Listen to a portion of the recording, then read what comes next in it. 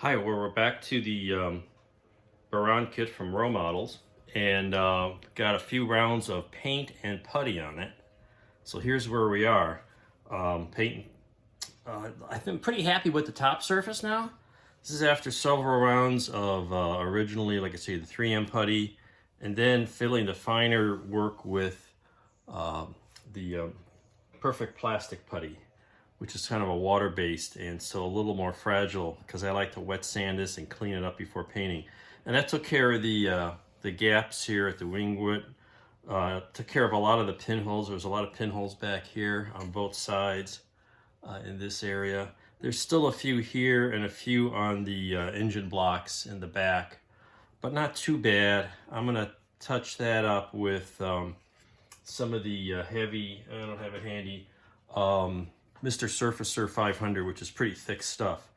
And a little bit of that, touch up the remaining pinholes, and that should sand right smooth. So the next step on here is going to be some Tester's white rattle can primer to get the white top.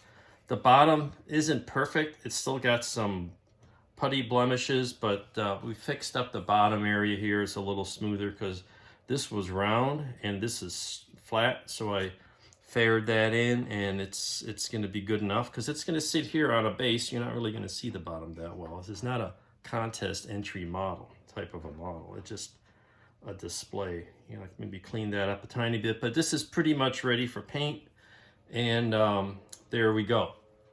So with that progress, I decided to go ahead and start the ARC models. Hey, it's upside down. Maybe we should do it this way. This puppy here, this big Buran kit. It's a giant box for the same model.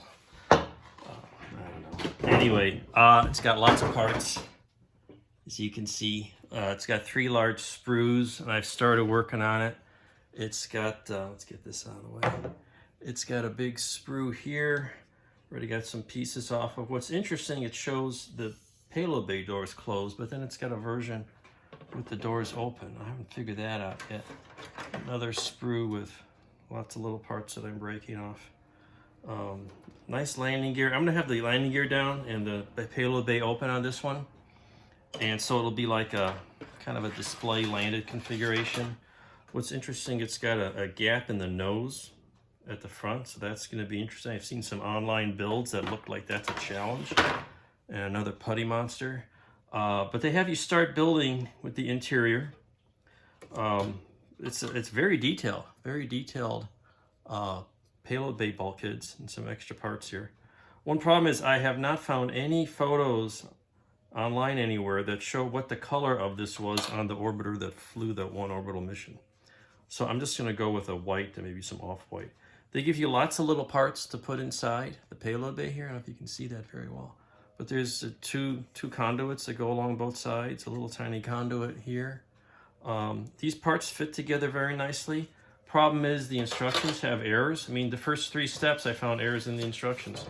For example, I'll try to go through this quickly. Here, the first step calls for a part 56. Well, if you look at the instruction sheet, there's a part 56 here and a part 56 there. Obviously that's the right part, but you know, that's not a good sign. And then the 2 sidewalls, they had parts 13 and 19. They're reversed in the instructions. If you note the little side bridge sill panel structure, there's 3 of them. One is towards the front, and there's a little notch feature here that goes towards the front.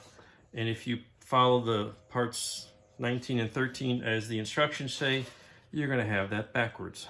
So use caution with this puppy.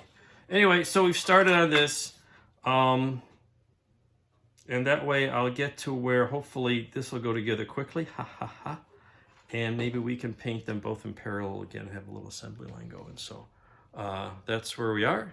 Enjoy your extra hobby time in these days, and I hope you're able to. I'm fortunate to be able to do that, and so off we go. Happy modeling.